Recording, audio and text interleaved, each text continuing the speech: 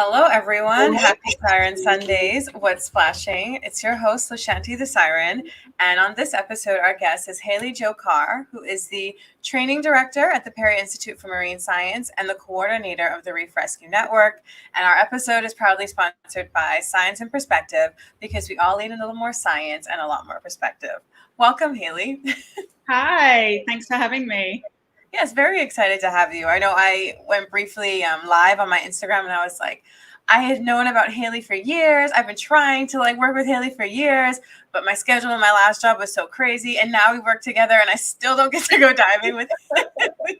I know, we still hardly see each other. Right. So, but yeah, I'm so happy that I was able to nail you down for this episode because I do think the work that you guys are doing at the Reef Rescue Network is something to talk about.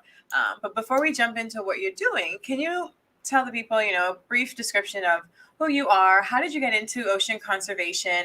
And how did Hayley Jo-Carr become the PADI Pro? Oh, it's a long story. So yeah, my background is I'm from Cornwall originally in the UK. And I grew up there just by the ocean.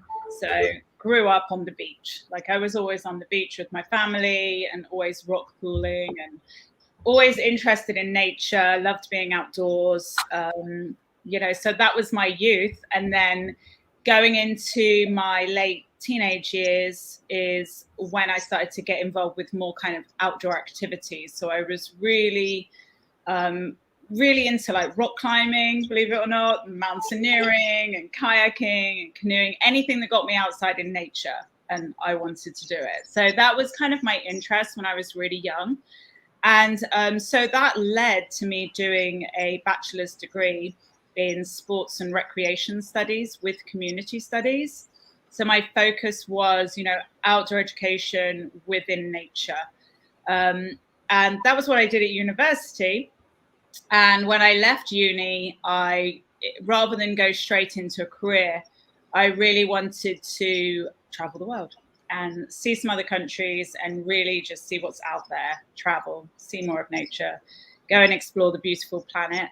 And so that's what I did. And I jumped on a plane and I went to Australia, New Zealand, Fiji, Indonesia, Thailand. And just was obviously blown away, that by, only being in the UK and then just seeing this whole entire world out there. And it was while I was in Australia that I did the typical backpacker thing and was like, right, I'm going to learn to scuba dive. And so while I was there on the Great Barrier Reef is where I actually got to learn to scuba dive. And, as soon as I know it's really cliche, it's what everyone says, but as soon as my head went beneath the ocean and I was diving, I was just absolutely blown away and just hooked from that minute. So yeah, as soon as I started diving and I was traveling, so then I was getting to just dive all these countries, all these reefs, and just experiencing and seeing loads of different marine life from, whale sharks in Thailand to manta rays in Indonesia. It was just, endless experiences. So yeah, I was just hooked. So, once that happens, I think, you can't turn back once you've got a passion. So, and I was always raised by my parents to follow your dreams, and really do something you love. So I just fell in love with scuba diving, fell in love with the ocean. And I think, once you become a scuba diver, you start to see the negative things that are happening in the ocean.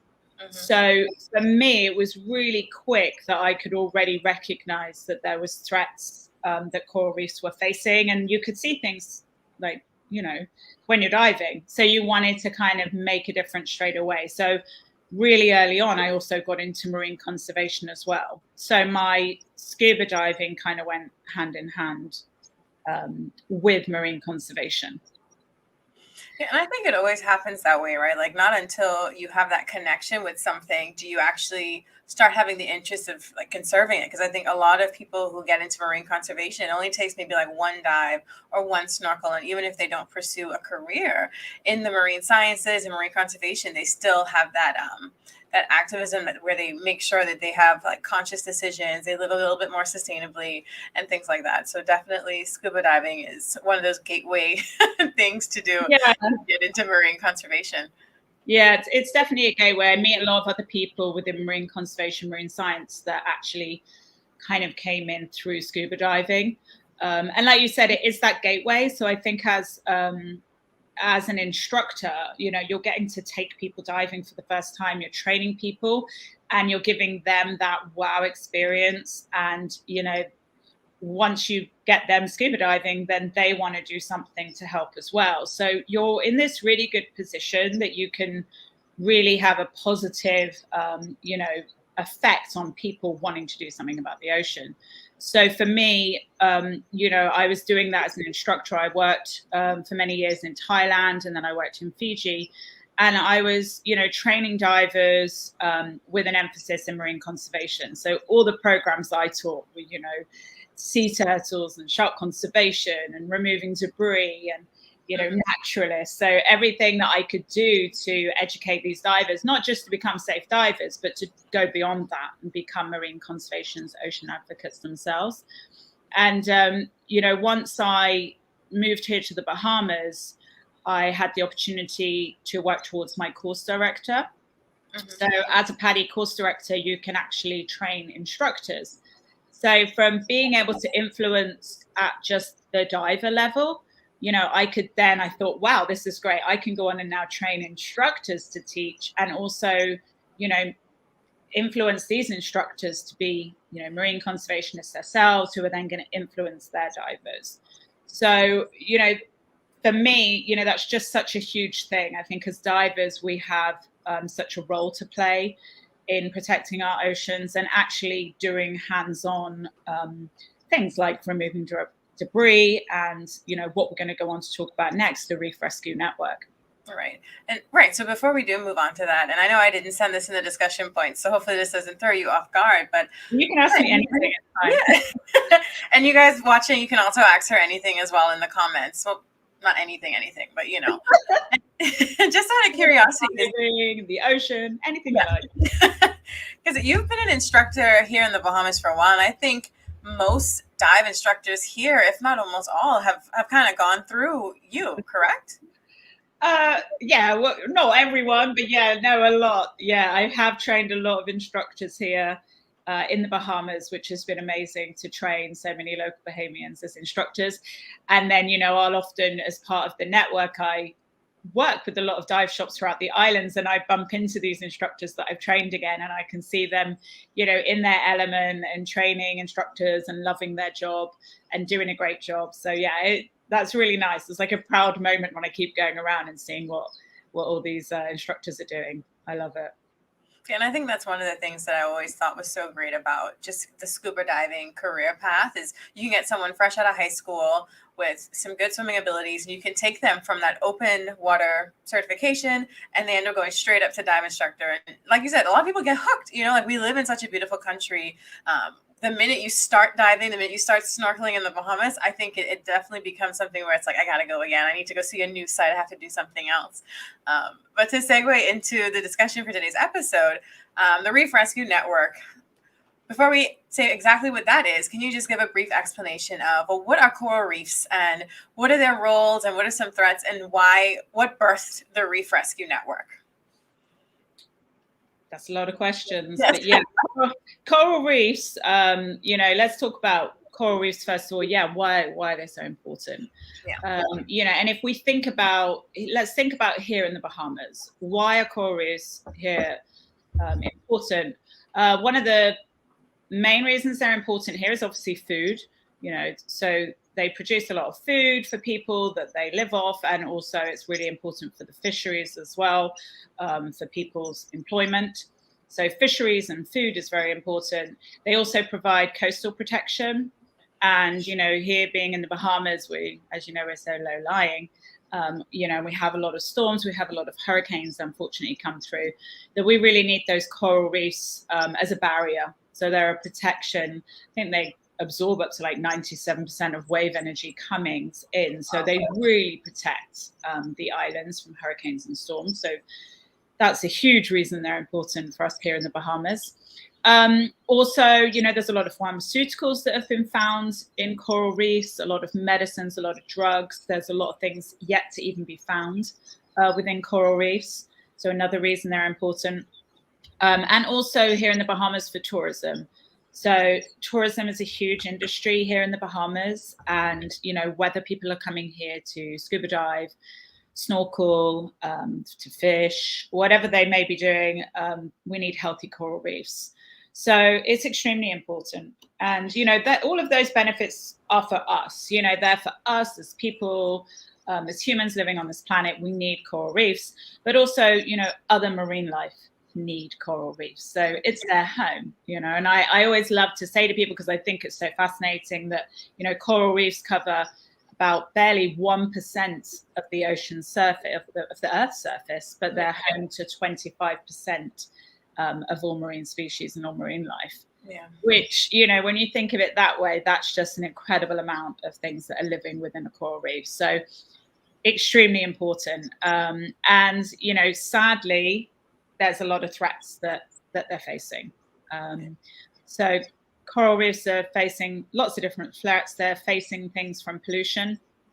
That can be things like land-based pollution from runoff. It can be debris and just trash, discarded fishing nets, discarded fishing line, things like that. You've also got the hurricanes and the storms. Yes, that's a natural occurrence, but because of climate change, as we know, hurricanes and storms are getting more powerful, they're getting more frequent.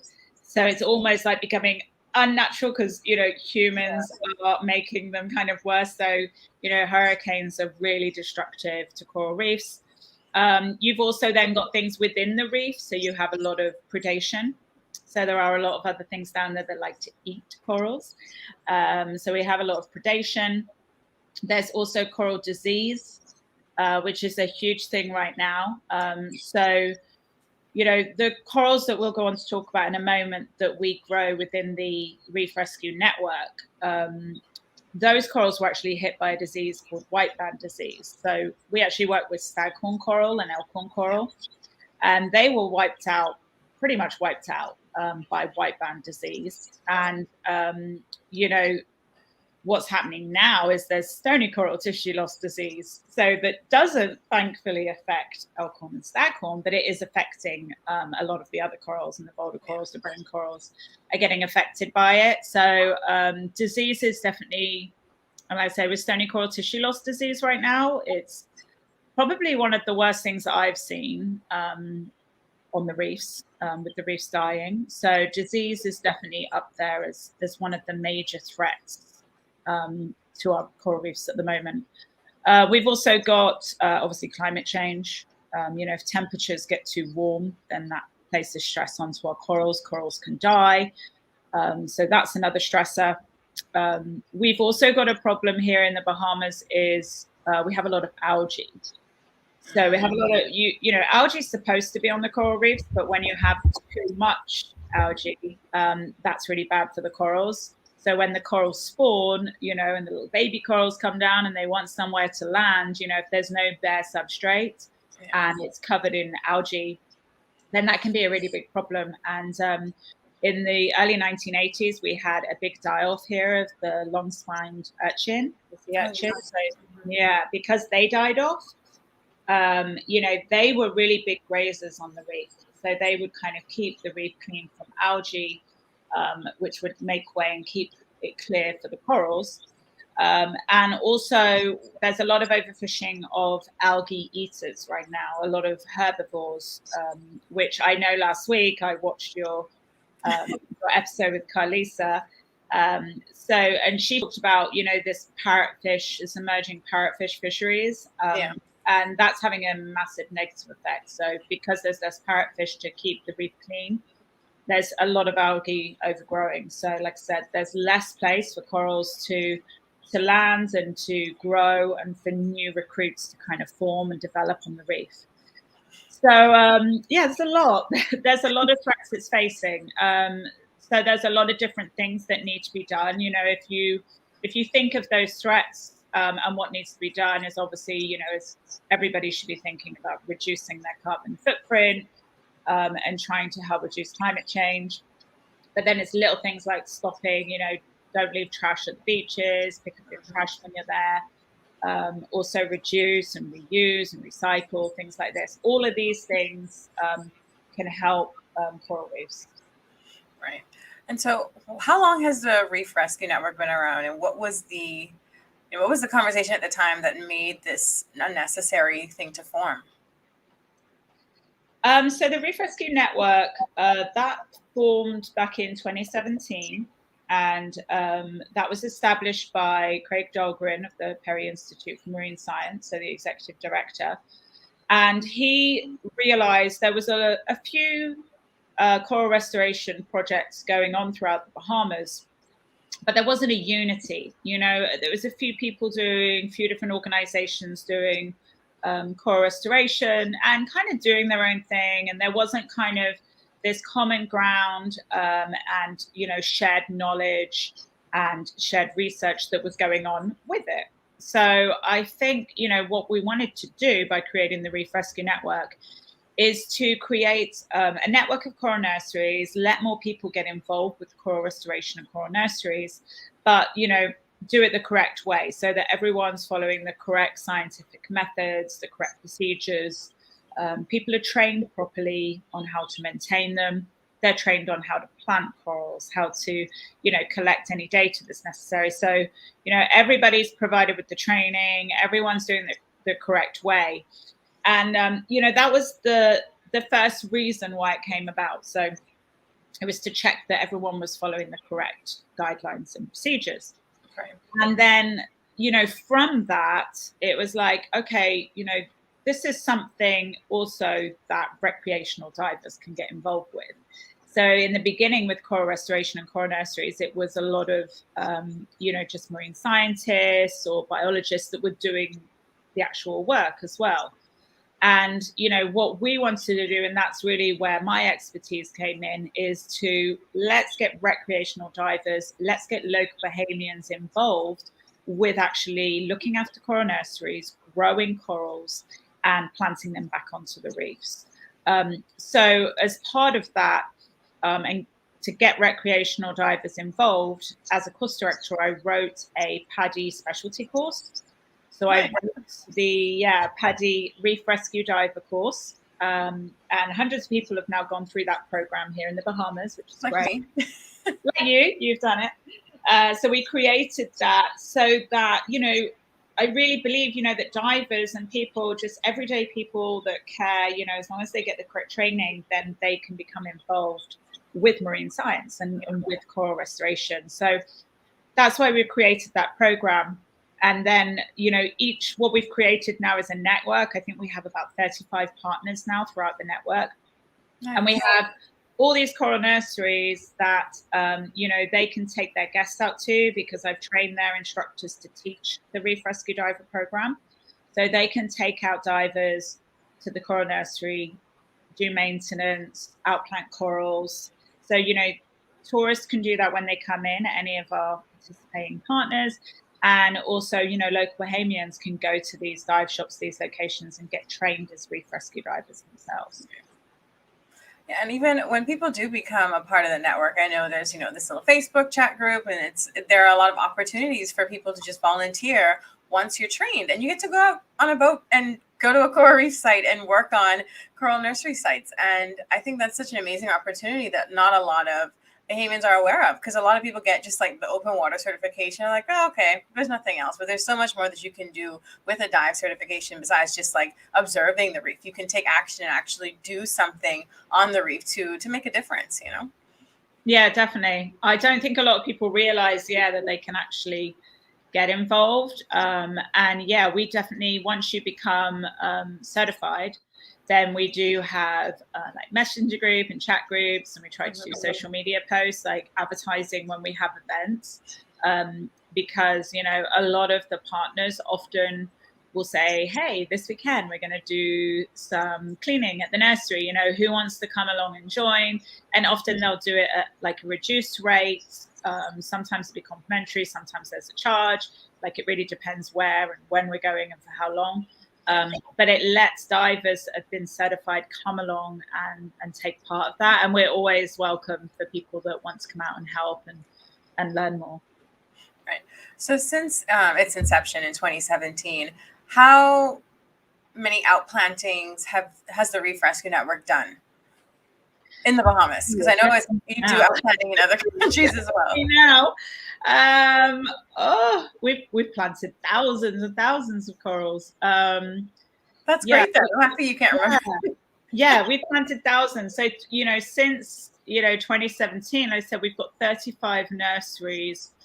On average, a nursery will be growing around 500 fragments, anywhere from 250 to 500 fragments. Right. And each of those can produce a couple of fragments when it's outplanted. So when we plant, we only cut off either side. So we leave a piece always to continue to grow in the nursery. So, they're producing a couple of branches that you can plant. So it can be producing, one nursery can be producing 1,000 fragments that we can plant, every 9-10 months.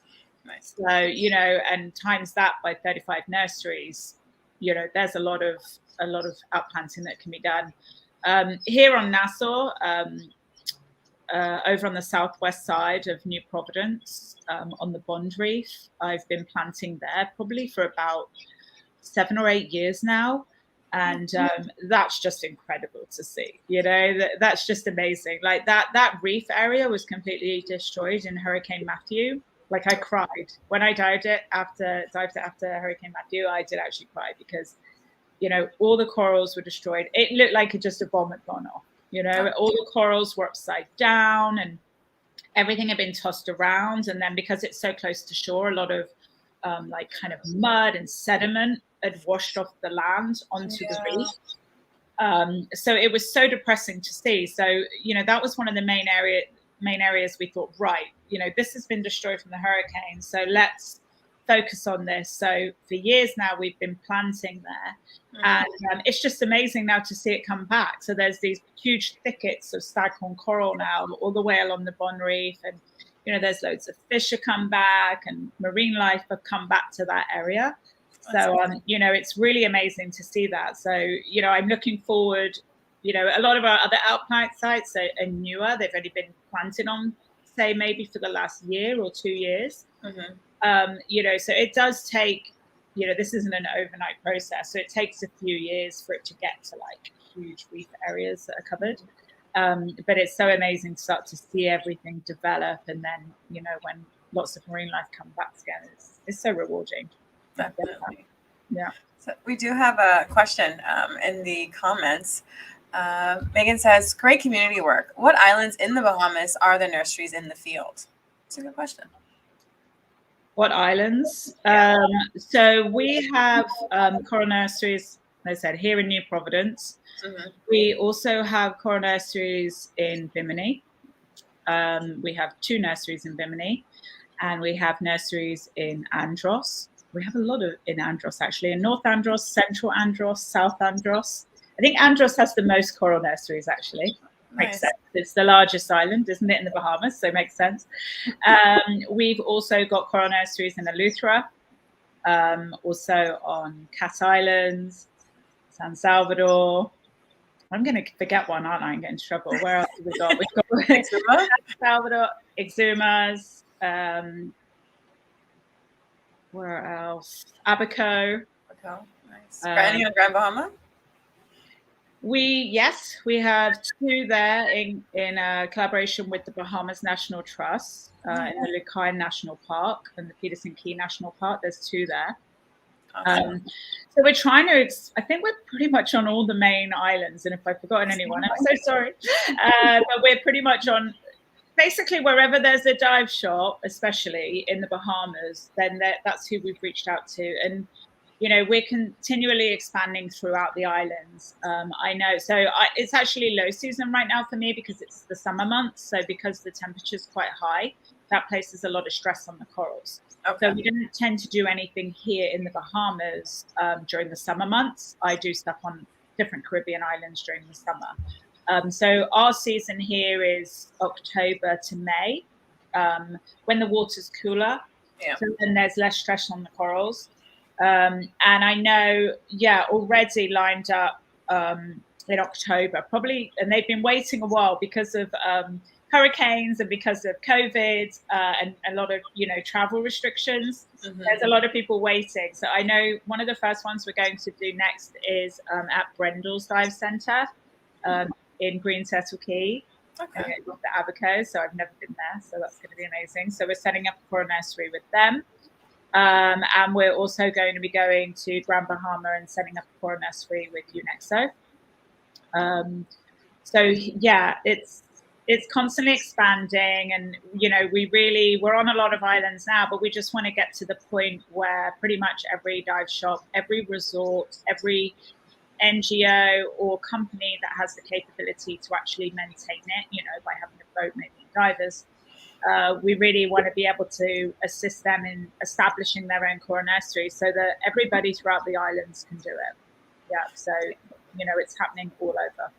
It is one of those things where I think that once you have the people capable of doing the skills, because I'm sure it's very low labor intensive. It's not something where you have to go out every day and check on it just every so often to make sure it stays clean and all of those stuff, right?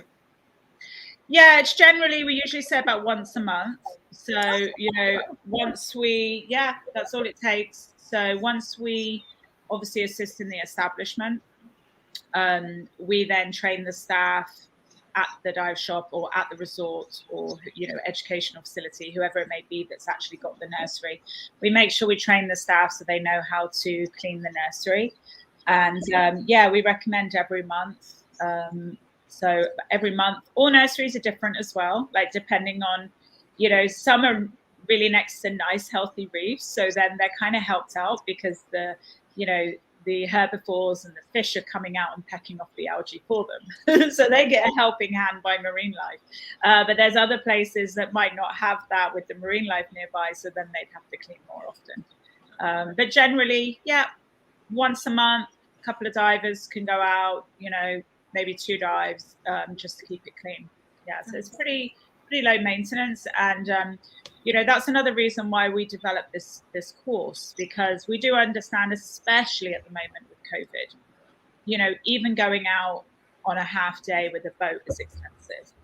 Boats cost money, fuel's expensive. So that's why we created the Reef Rescue Diver course, so that, when customers come or divers come and they want to do the course, and you go out and you teach them the course on the nursery, and it's getting cleaned then as part of their course. So you're covering your costs. Yeah. Definitely. So the more people, that's why I'm like, just sell it. You don't have to worry about maintaining it, because, your customers, your divers are going to maintain it for you. Mm-hmm. So what we're trying to do at the moment and moving forward, we're working with the Bahamas Tourism Board, and we're working a lot with them to try and get people to realize that the Bahamas is a place to come and do coral restoration. So, we're so well known for our sharks. Everybody thinks of the sharks because, thankfully we are a shark sanctuary here, which is amazing. Mm-hmm. So everybody wants to come here because the shark diving is just, some of the best or the best in the world. So what we're trying to do is, come here for the shark diving, but, after you've done your shark dive, come out and plant coral, or come out and help with the coral nursery. Coral reefs are extremely important for shark populations. So it's all part of the same ecosystem. It's all just as important. So, even tiny little corals need help as well. So we're trying to really promote it as a place where come and do some shark conservation diving, but also while you're here, learn about coral reefs, do some coral reef restoration diving while you're here as well. So we're really doing a big push with marketing it, trying to spread the word, and trying to, look in places where we get a lot of divers from, such as the US or Canada, and really advertise the fact that, hey, come here. You can choose from all these dive shops throughout the islands that are offering the Reef Rescue Diver course. And, you can go out and do the course. And, even if somebody doesn't want to do the certification, that's fine. Not everybody wants to do a certification on holiday. They might, they just want to relax in the Bahamas. Yeah. They might just want to go and do a fun dive. So, you don't have to do the course. You could just go to the dive shop and say, hey, I'd love to just do a dive at your coral nursery. I'd love to come and see, the corals growing. Show me where you've been planting them. So it'd be great to see what you guys have done. So, it's great that divers can come out and participate and just view the nurseries and do your work. Yeah, like come for the sharks, but stay for the corals. I like that. That could be a new slogan. And then we do have a few questions coming in. First one is from Megan. Do you think it would be helpful to add cultured sea urchins to the reefs? Definitely it would help. Yeah, and that's something that a lot of different people have tried to do here, but none that I know of have been successful yet. I know even the Perry Institute, we've tried a little bit with relocating urchins. For example, if you go to the harbours or Potter's Key or anything like that, you see the things everywhere. Yeah. So, we have done a lot of things where you can relocate urchins out to reefs, but then you've got to, create like kind of pens and fence them in because they don't want to just stay where you put them. So that's the difference with them. They tend to just crawl off and leave the reef. So I know of relocation programs, but I think definitely something that would be amazing here in the Bahamas is to breed them. Yeah, if somebody could be breeding them in a lab, in an aquarium, on a facility on one of the islands. If they could breed them and then we could put them out onto the reefs, that'd be amazing. And I know a lot of people, there's a lot of research being done into, effective houses for the urchins as well. People trying different kind of urchin. There's urchin hotels and just something as basic as a breeze block to some fancy kind of this like hotel style thing that people have been creating to put onto reefs that they found attract urchins to stay in them. Right. It's all about, it's just trying to find out that, so I'm waiting for somebody, to think, oh, this is what we're going to do and, come and do it where they can breed them. But I heard that breeding them is really, really difficult. Yeah. So they're very sensitive to any slight changes, whether that be in the water quality, temperature, whatever it may be. So they're very, very sensitive and quite hard to breed. So I heard. But yeah, if somebody could breed them and then we could put them back onto the reefs and then with these structures that would then keep them on that reef, I think that'd be definitely something interesting to do. And I think it'd be really interesting as well to link that with our coral restoration work. So having, diadema urchins put back on reefs where we've outplanted with these urchin houses or whatever you like to keep them in that area.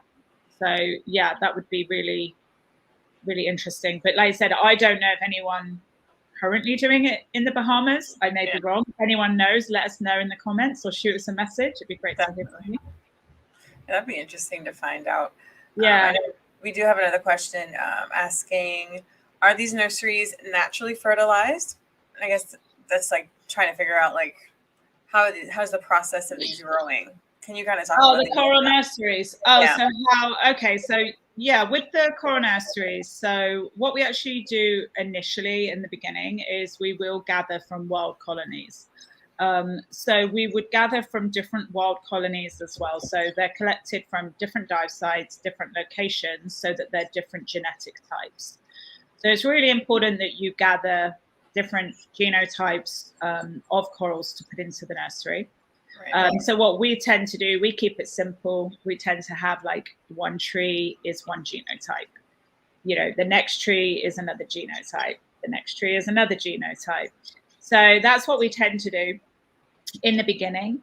And then, once they're large enough to cut, then we, they usually start about 5 centimeters. Right. And then once, they get to about 30 centimeters, you can cut off the growth. Mm-hmm. And then you can plant them into the reef. So you always leave the original piece because obviously we don't want to keep collecting from the wild, because it's the object, you know. So, you know, we're only gathering a small piece in the beginning, and then that will keep producing, you know, and it's propagation, you know, it's just going to keep growing, and it grows faster each time you cut it. It's just going to keep growing and producing coral. Yeah. So, you know, you always keep those bits. And then when we plant those, what we do is we obviously we survey areas. We use AGRA, the Atlantic Gulf Rapid Reef Assessments. We survey a site first of all, because we want to look at how is it now? What's the health of this reef now? You know, we look at different things like what type of predation is in this area. You know, what's the possible survival rate in this area? What's the water quality? Lots of things we have to look at first of all in an area to choose it, and then we'll start to plant these corals back into these plots, if you like. So we'll make a huge plot, usually marked out. Sorry, my battery is just saying it's going to run out. Let me just charge. There we go. There we go. So yeah, we have these plots, and what we do then is we keep the genotypes together. So we would, let's say we've cut off a load of one tree that's one genotype. We then plant those together, and you can plant those really close together because they're the same genotype. You want to plant them close together because they're going to fuse together. So they naturally fuse. It's the staghorn that we're growing that naturally fuses and makes thickets. So we plant that one really close together, and it fuses together. And then say maybe about 10 meters away, so close enough, you know, that when they spawn, they can cross-fertilize. So we'll have a little clump here of a genotype, and then within that same plot, we'll plant from another tree, which is a different genotype. They'll fuse together. And then, you know, maybe like another 10 meters away, 15 meters away, we'll plant from another tree. So here's another genotype. And, you know, also in these areas, we make sure there's wild colonies as well. If we can, you know, unfortunately, some areas it's really difficult to find. But if we can, it's also wild colonies as well. And so then when you have the spawning event, which is only once a year, sadly, but when you have the spawning event, you know, and they release all the eggs and sperm into the water, then you're more likely to have cross-fertilization from all these different genotypes are going to mix. Right. That's when, you know, when people talk about making more resilient coral reefs for the future, that's what we're trying to encourage. So from that cross-fertilization, from all these different genotypes that we're growing, they then cross-fertilize, you know, make their baby coral, settles down onto the reef nearby and creates, you know, a new colony. And, you know, if one genotype we're growing is resilient to temperature and another one we're growing is resilient to disease, you know, these two things are coming together. That cross-fertilization then gives them the resilience of both the temperature. Super corals. Yeah. Super corals, if you like. Yeah. Lots of people don't like that term, but, you know, I like it. Why not? It's a great. That was so original just now, too. Oh, wow. That sounds like a super coral. It's resistant to temperature and disease. Nope, not original. Okay. Yeah, we're trying to definitely make them more resilient, you know, and we monitor. So everything's monitored. You know, we photomosaic plots before we even put anything down. We then photomosaicing annually to look at the changes over time. We're doing AGRA surveys again on these sites to see, you know, is this successful? You know, sometimes you might plant in an area, it's not successful for whatever reason that may be. It may be water temperature, quality. It could be predation. Maybe there's just too many fireworms, damselfish, snails in that area. So then we can just move sites and move somewhere else. Also, and then if it is successful, then great. You can just end up like building these whole new kind of reef areas, which is fantastic. So it's all about monitoring. And, you know, if you get sometimes you'll notice weaker genotypes that will tend to maybe even stop growing, or will just grow less of those and then more of the more resilient ones. Yeah. So it's kind of like, it's proper underwater gardening. It's underwater gardening, isn't it? Underwater gardening. And to be fair, when I did do the certification with you guys, I think that was the bond site that we were on. Beautiful site, everyone. It was something about kind of just because everyone was always like, okay, do you prefer the cleaning or the outplanting? I'm definitely a cleaner. It's just something about when you get to your neutral buoyancy and you're just cleaning. It's just so relaxing. Even your breathing. I think you just save so much more air because you're just sitting there and you're just breathing and cleaning. So it's definitely something I think is therapeutic as well. Which leads into the next question that I see a few of our audience members have been asking. I'd love to assist with the coral nurseries, and we even have Stefan. If there are volunteer opportunities for the reef rescue work, both my wife and I are interested. So can you talk a bit about how people can get involved? And I'm guessing starting from the level of, all right, they already have the open water PADI dive certification. How can people get involved with Yeah. So I think work? that's the first thing to say is you need to be a certified diver. And you just need to be a certified open water diver. It doesn't need to be PADI. It can be any agency organization, but as long as you're open water level, and also 12 and above. So as long as you're 12 years old and above, you can come and do the certification with us. So how you can get involved is you want to visit one of our partner locations. So throughout the Reef Rescue Network, and if you go on the Perry Institute for Marine website, if you go on the website, you'll see there's an interactive map. And if you click on our interactive map, it lists all of our partners in the Bahamas. And it shows you all the ones, the first kind of tab is all of the dive shops that offer the Reef Rescue Diver course. So you could just click onto one of those, learn more about it, and then you can just contact them direct. So you could just shoot them a message, give them a call, email, whatever you like, and just speak to them and say, hey, I want to become involved with the coral nursery and be certified as a reef rescue diver. And you can get the certification. So it doesn't matter what island you're on. Like I said, we're in most places. If we're not in your area, then shoot me a message. We'll try and make it happen. But most islands do have coral nurseries at their dive shops. So you can just get in touch with them and then go and do your Reef Rescue Diver course with them. And once you are certified, you can contact me. As soon as you do the course, you'll have, and obviously we can provide emails or anything. I think we've got links up and everything to our pages. You can just shoot us a message once you're certified, and then I would add you into the Reef Rescue Diver group, which is where we often post, hey, we're looking for 2 volunteers this weekend to come clean the nursery, or hey, we're going to go and outplant, next week.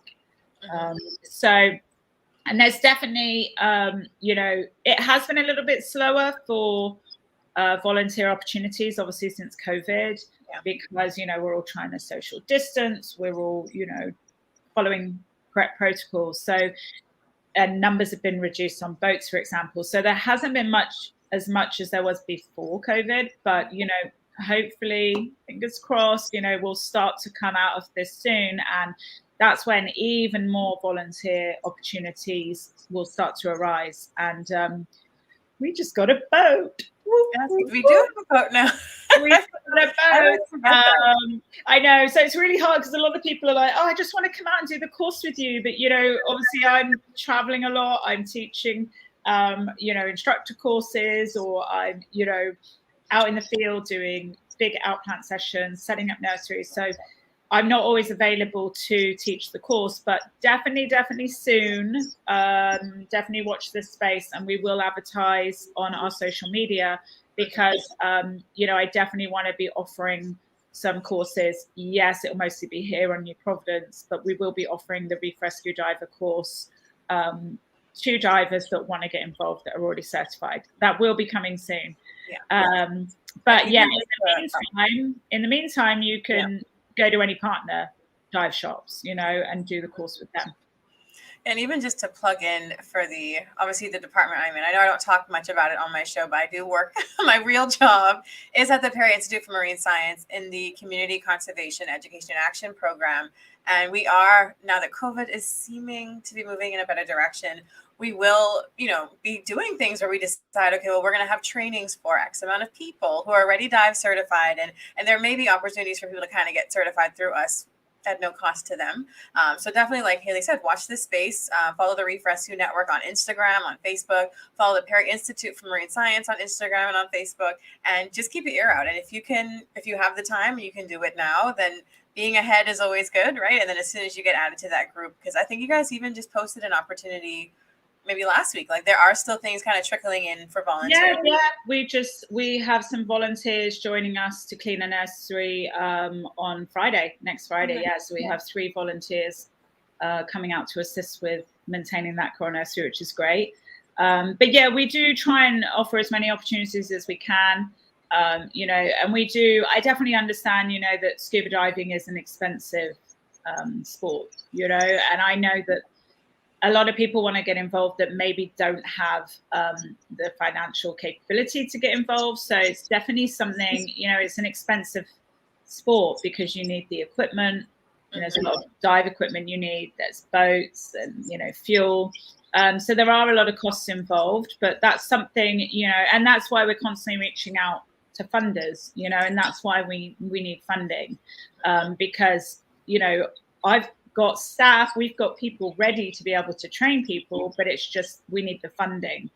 So that's something that we're continually working towards, and we appreciate anyone even listening to this now that wants to get in touch with us and help. There's definitely an area that they can help with, is just saying, right, here's some funding, go certify 20 local Bahamians as open water divers. Let's certify them as reef rescue divers. That's something that we definitely, and like I say, your program and my program collaborating more, that's definitely something we all want to do. That's definitely something we want to do. It's just, it comes down to the funding. So yeah, if we can get assistance with that, then definitely more people can get certified. And I love the energy from Stefan, definitely. I do remember his wife is an instructor. So hopefully she can teach reef rescue diving to you, Stefan, and then you guys can get involved. Yeah, is your wife not a reef rescue instructor? I think she is. I'm not sure. You can let us know. If she isn't, then that's another thing. So that's a good point, actually. Anyone listening to this or watching, if you are a PADI instructor already, you do have to be PADI. Unfortunately, it doesn't cross over to any other agencies right now. It is a PADI specialty.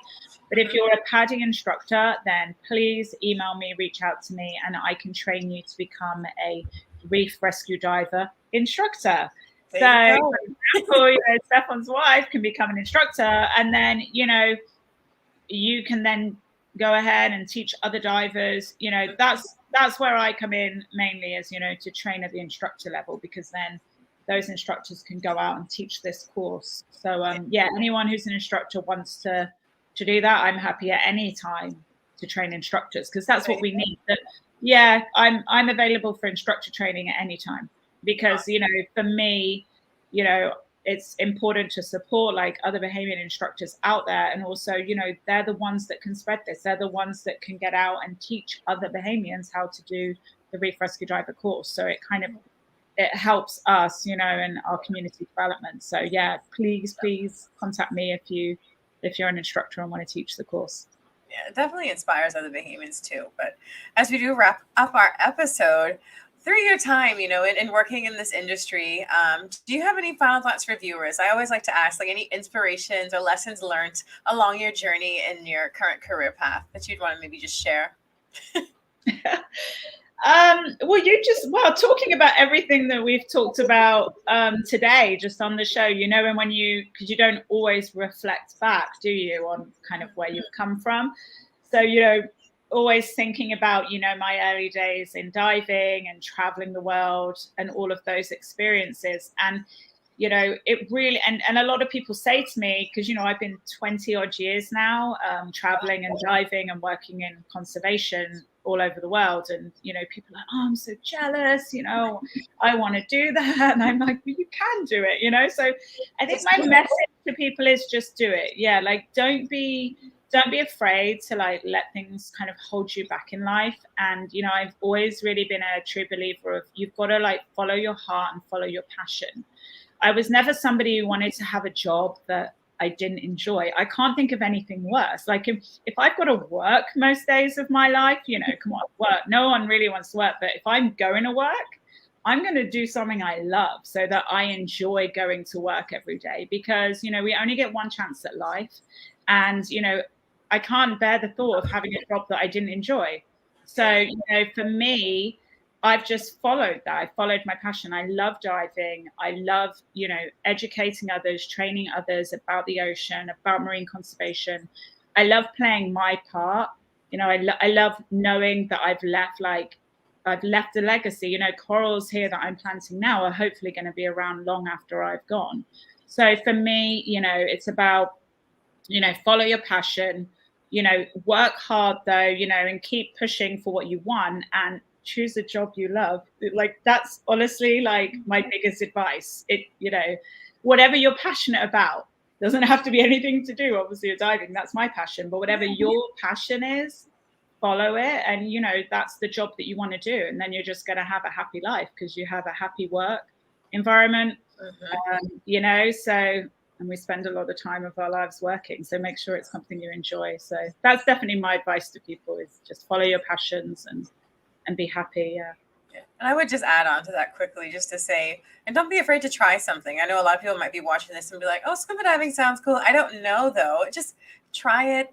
And if you don't like it, at least you did it, because oftentimes we regret the things that we don't do and don't say rather than the things that we've done and said. So powerful message, Hayley. Thanks for that. Last question to close out. What is your favorite sea creature and why? The fun part.